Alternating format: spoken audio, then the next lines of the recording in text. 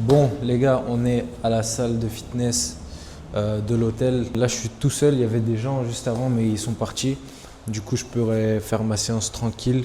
Le but de la séance, c'est quoi? Parce que là, je suis à moins de 48 heures des pannes. Le but, ça va être de réactiver un petit peu les muscles pour pas que ça les choque quand je vais envoyer à 100% durant mes combats aux pannes.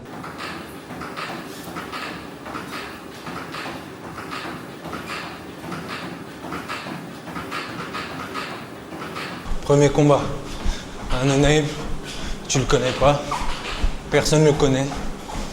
Tu connais, toi tu sous-estimes pas, de toute façon, tu fais ton JJB, tu vas le battre, ça va bien se passer. Tu auras 35 minutes de récupération. Au deuxième combat, tu prends qui? Issa, tu le connais. Gros, Issa, tu vas le soumettre. Je te le dis, tu vas le soumettre. T'as vu? Entre nous, Issa, il a pas plus de jiu-jitsu que toi. Tu sais que t'es plus fort que lui. Chez, gros, tu vois Issa, tu vas le battre. Issa, tu vas le battre. Et gros, tu vas bien le battre. Tu vas passer ton combat, tu vas gagner. L'arbitre, il va te lever la main. Tu auras encore plus de 20 minutes. 20 minutes, tu vas récupérer. Tu affrontes un autre gars. Ce gars-là, tu vas le battre avec un beau jiu-jitsu. Les gens ils vont kiffer ce combat-là parce que tu auras produit. Tu auras produit un bon jiu-jitsu. Tu vois, les gens, ils vont kiffer ton troisième combat. Et ton troisième combat, les gens ils vont kiffer parce que tu auras produit. Après, tu arrives en quart de finale. Quart de finale, dès que tu vas arriver en quart de finale, tu vas te dire un truc, tu vas voir. Tu vas te dire c'est parfait. C'est ce que j'attendais. Le quart de finale. Je l'attendais ce moment. Tu arrives en quart de finale contre Irian, champion d'Europe. Et entre nous, tu sais que tu es plus fort que Irian. Tu sais que tu es plus fort que lui. Quand on regarde le jiu-jitsu, et juste, tu sais que tu es plus fort. Tu vas le battre. Tu vas gagner. Et tu vas voir, tu vas gagner ton quart de finale. L'arbitre, il va te lever la main sur ton quart de finale et tu seras en demi-finale. Ça y est, tu auras gagné. Tu seras en demi-finale. Là, tu arrives dans le grand moment, tu es sur le podium, tu auras ta médaille. Mais on ne s'arrête pas ici, nous. La médaille d'or, mon pote. Ta demi-finale. Tu tombes contre qui? Soit le Renoir, soit Isaac. Entre nous. T'es plus fort que au jiu-jitsu. T'es plus fort que au jiu-jitsu. Le Renoir, t'as vu? Tu connais, t'as vu son jiu-jitsu. Tu vas le battre. Tu vas le battre. Et Isaac, à Athos, vous tournez ensemble. Tu tournes avec lui. Tu sais que si tu l'affrontes, tu vas gagner. Et tu vas tellement bien gagner, tu vas te dire, oh, je pensais pas que c'était aussi bien. Je pensais pas que c'était aussi facile. Tu vas arriver dans une bonne position et tu vas te dire, ah ça y est, j'ai la demi-finale. Genre là, je suis en finale. L'arbitre, il va te lever la main. T'es en finale, mon gars. Contre Paiva, Aoji, Guy Mendes. Et là, tout le monde regarde. Tout le monde pense que tu vas perdre. Parce que personne ne te connaît, tu n'as jamais fait de résultat. Et toi, tu es en finale. Et je m'y attends, tu vois, on s'y attend. Tu vas arriver en finale. 7 minutes. Tu as vu sur ces 7 minutes-là, sur la première, la deuxième, la troisième, peu importe. Pendant les 7 minutes, tu es prêt à mourir de concentration. Je meurs sur le tapis. Je meurs sur le tapis. C'était 7 minutes. 7 minutes, mon gars. 7 minutes. Tu meurs sur le tapis. Tu as juste une chose à faire. Une chose. Fais ton jiu-jitsu. Tu as juste à faire du jiu-jitsu contre ce gars-là. Tu fais juste du jiu-jitsu. Tu ajoutes un seul truc, s'il te plaît. Tu mets de la stratégie. Tu fais pas le con. Tu fais du jiu-jitsu. Tu mets de la stratégie. Ces deux choses-là. Tu fais du jiu-jitsu. Tu mets de la stratégie pendant 7 minutes. Et mon gars, tu vas gagner les pannes. Tu vas gagner les pannes et qu'est-ce qui va se passer? Tu vas retourner à l'entraînement et ça continue. C'est tout. Tu auras juste gagné une médaille d'or. Et si tu perds, la même chose. T'as vu ou pas? Si tu perds, c'est la même chose. Que tu gagnes ou que tu perds, tu vas retourner à l'entraînement, il va se passer la même chose. Frère, fais-toi plaisir. Gros, des gens ils vont regarder sur les réseaux, ils vont regarder sur Insta, les réels, etc. BJPix, il va te prendre en vidéo. Tout le monde va regarder, ils vont kiffer. Ajoute juste cette médaille-là, frère. Et quand tu combats, pense à... Quand tu vas regarder tes vidéos après et tout, tu vas kiffer, frère. Et amuse-toi, gros. Mon gars, j'ai hâte d'être vendredi, ça va. Ça va être le feu, frère. Prends du plaisir. 7 minutes, juste prends du plaisir. Fais-toi kiffer, gros. Fais-toi kiffer. Tu poses tes mains sur son kimono. T'es concentré à 100%. Wow. Quand t'es en passage, élégant. T'as vu, quand t'es en passage, élégant. Je veux qu'il y ait quelqu'un dans les tribunes, quand il regarde ton combat de loin, il dit « Oh, c'est qui lui? Il est chaud, hein ?» Quand il passe la garde, là, il est à ras du sol. C'est magnifique. Quand t'es en dessous, tu vas sweep. Eh gros, fais-toi kiffer là. Tu vas juste faire ce que t'aimes, gros. Fais-toi kiffer. Let's go.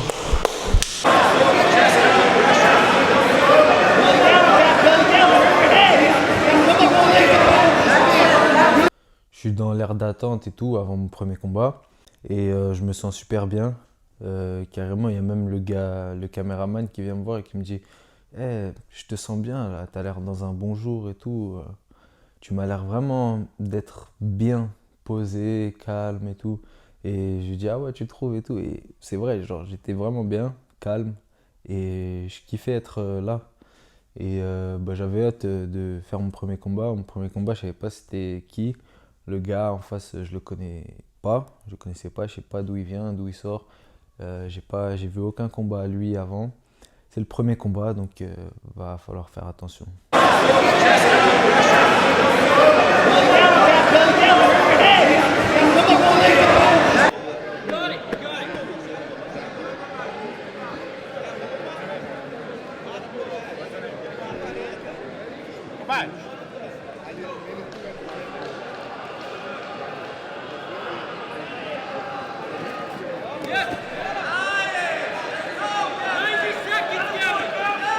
Je pose mes mains sur lui et tout de suite je tire la garde.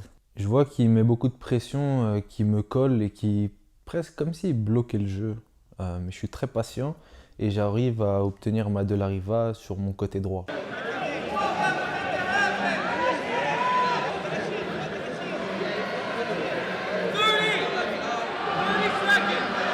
J'installe ma de la riva et j'arrive à le renverser. J'arrive tout de suite dans sa single X, mais je me sens pas en danger, je me sens pas menacé. J'arrive à sortir de sa single X et là j'envoie des séquences de passage que j'avais déjà répétées à l'entraînement.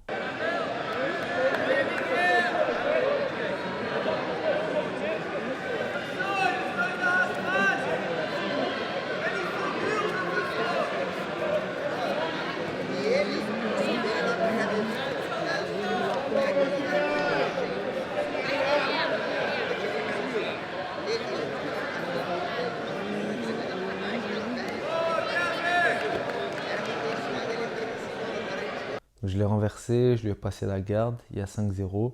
Maintenant, il faut soumettre.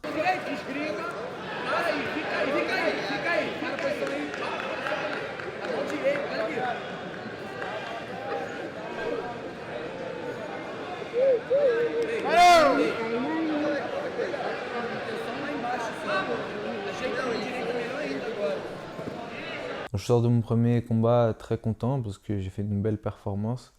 Mais je sais que le combat d'après, je prends un bon client, un gars qui m'a déjà battu. C'est un champion d'Europe, vraiment fort. Il m'a déjà battu à Londres quand j'étais sur ma première compétition en ceinture violette. Et j'ai aucun doute sur le fait que je vais gagner. J'ai juste à faire ce que je sais faire de mieux.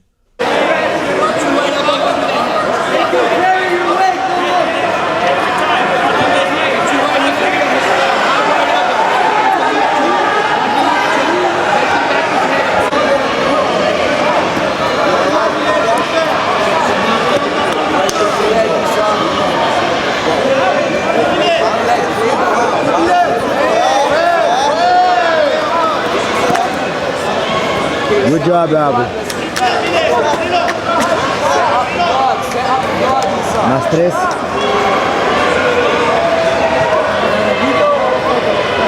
Assim eu fiz vídeo.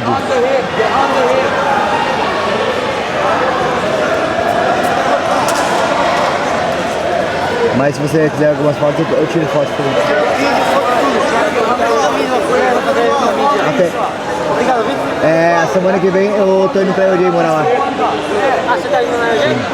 Tá, então aí a gente se vê e combina tudo, tá?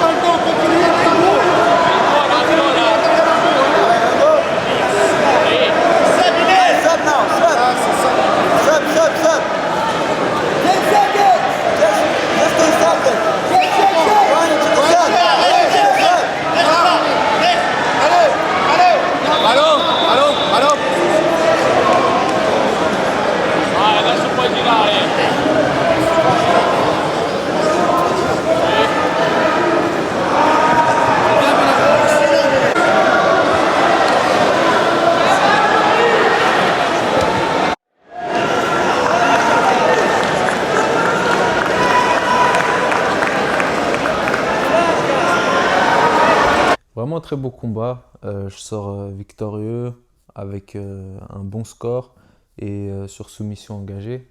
J'avais engagé un triangle inversé. Et bah voilà, c'était une bonne victoire.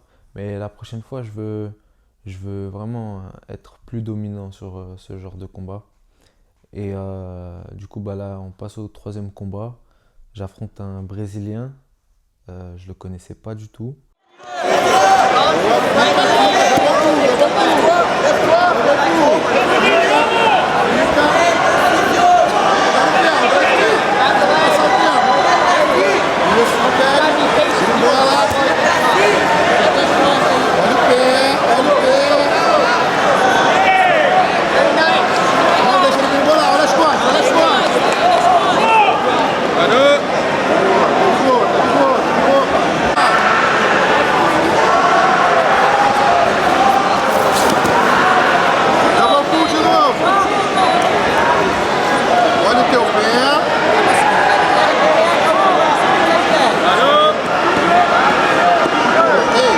Là, on arrive dans une phase super importante du combat parce que nous deux, on veut être en dessous.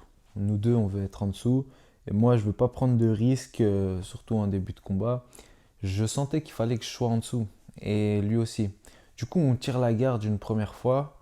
Et l'arbitre il nous relève parce que ça fait 20 secondes. Une pénalité chacun. On retire la garde une deuxième fois. Personne ne se relève. Une pénalité chacun. Un avantage chacun. Et à ce moment-là, je me dis, ok, on va pas faire ça éternellement. À un moment, on va se faire disqualifier si personne ne se lève. Du coup, lors du deuxième tirage, lorsque je me relève, je commence à penser au tirage d'après. Je me dis, il faut que je trouve une stratégie, il faut que je trouve un truc à faire pour gagner le tirage de garde. Et je me dis, ok, ce que je vais faire pour le troisième tirage, pour le troisième double pull, je vais le laisser engager en premier et je vais reculer au moment du tirage pour que lui, il tire la garde sans grip.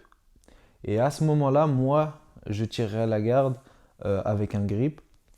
Et lui, il sera forcé de se relever comme il aura tiré la garde sans grip. C'était ma stratégie, mais cette stratégie-là, je ne l'ai pas fait à l'avance. Ça s'est fait vraiment entre deux tirages de garde. C'est passé très vite dans ma tête et je me suis dit, ok, faut que j'essaye ça.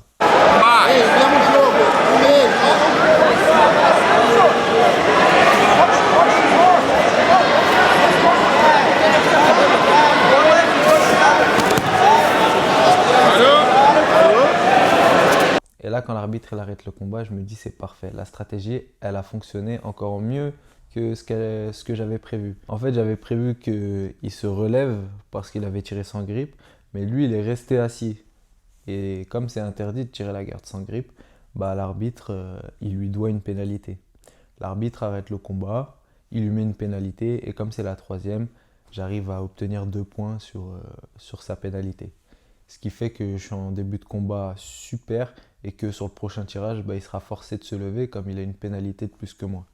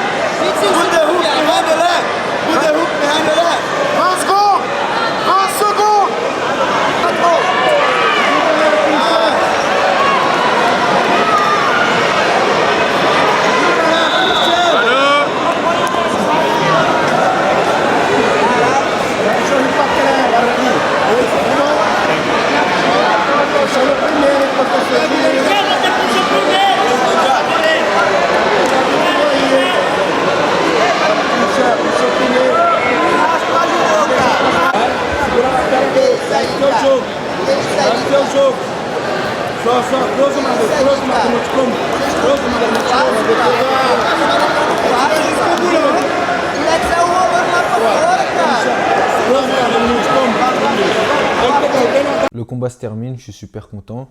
J'ai fini dans une position saddle, un peu comme j'avais fait au Nova. Et bah, j'avais aucune raison d'ouvrir, je gagnais 4-0. Et je me suis dit, pourquoi prendre le risque d'ouvrir? Le prochain combat, c'est le quart de finale, reste ici. Du coup, c'est ce que j'ai fait et j'ai gagné le combat comme ça. Je me retrouve en quart de finale contre celui contre qui j'avais prévu de me retrouver en quart de finale.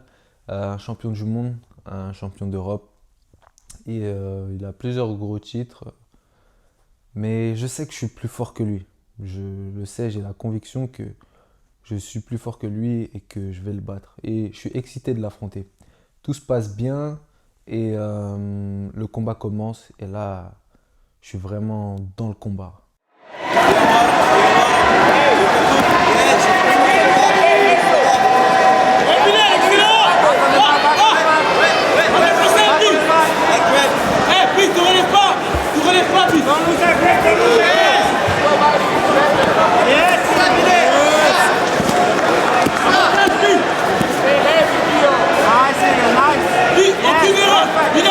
Aucune erreur. Continue à y aller. Magnifique. Excellent, Bi. Bi, perds pas la position. Don't lose position. Bi, don't lose position. Continue à marcher. Remonte ton corps. Même si il faut que tu restes 5 minutes ici. Don't lose position, Bilal. Il va être obligé de donner le passage. Il va être obligé, Bilal. Il va être obligé. Quart de finale. À ce moment-là du combat, je fais une grosse erreur. En fait, je suis en train de passer la garde dans une bonne position et je mélange le règlement, ça va très vite dans ma tête.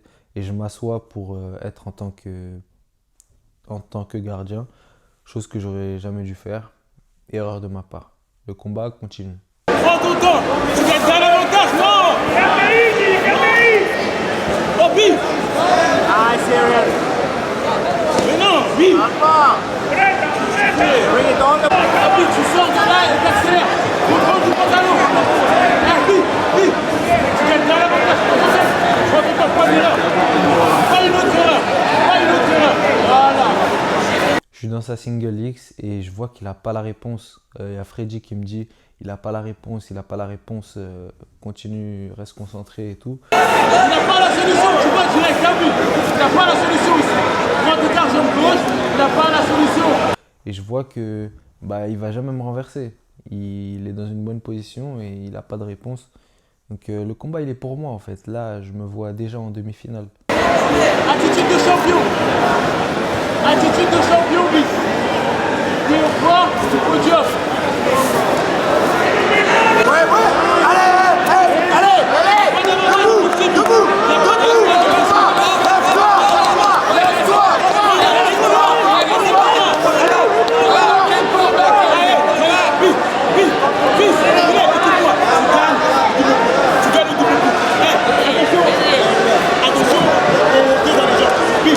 Sauf que aucun point n'a été marqué et on est à un avantage chacun.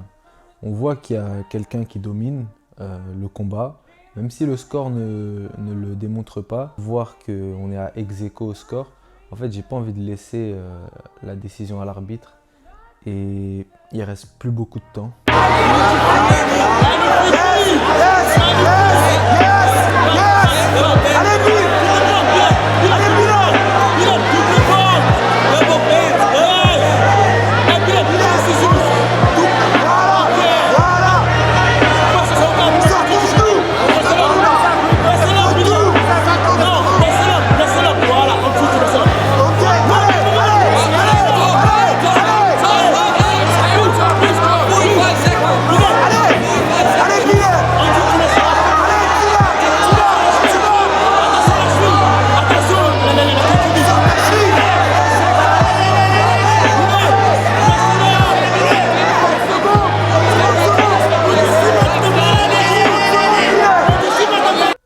Là, on arrive au moment crucial du combat. Il reste 20 secondes et en fait, je vais m'exposer, je vais faire plein d'erreurs juste pour ne pas aller à la décision.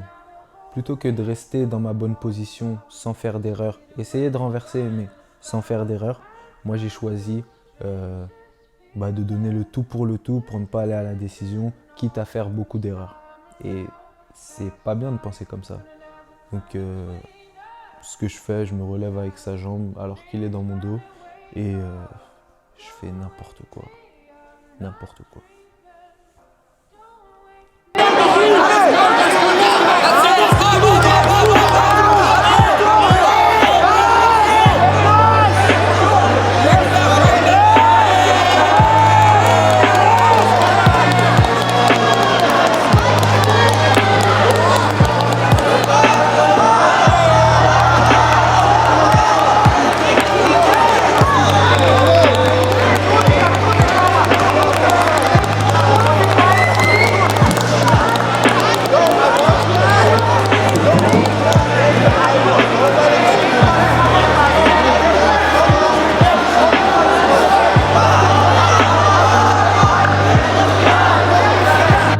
c'est rare que je dise qu'il y ait des choses que je regrette dans ma vie parce que toutes les choses qui sont arrivées, je sais qu'il y a un bien qui se cache derrière. Mais c'est vrai que si je devrais dire une chose que je regrette dans ma vie, je pense que c'est la décision que j'ai prise de me relever avec sa jambe. C'est quand je revois les images, même encore aujourd'hui, c'est vraiment compliqué pour moi de regarder ça. Genre, j'aime pas parce que j'ai vraiment... En fait, je lui ai donné la victoire. Je lui ai complètement donné, je lui ai offert. J'ai quand même la sensation de ne pas m'être respecté parce que... Et même de ne pas avoir respecté tous ceux qui croient en moi parce que là, j'avais vraiment la possibilité de gagner le championnat. Et c'est comme si je l'avais laissé, quoi. J'avais fait tout ce travail pour rien parce que à 20 secondes, à 15 secondes de la fin, à 17 secondes, je me rappelle, c'était 17. À 17 secondes de la fin, je fais n'importe quoi et pour rien, alors que je faisais une compétition parfaite. Et je l'ai encore là. C'est vraiment... C'est une des choses que je regrette le plus. Mais bien sûr, j'ai conscience que j'en ai tiré énormément de leçons et je serai peut-être champion du monde dans 38 jours. Peut-être grâce à ça aussi. Donc je sais pas. Je fais confiance à Dieu et on avance dans tous les cas. Mais c'est vrai que c'est pas facile.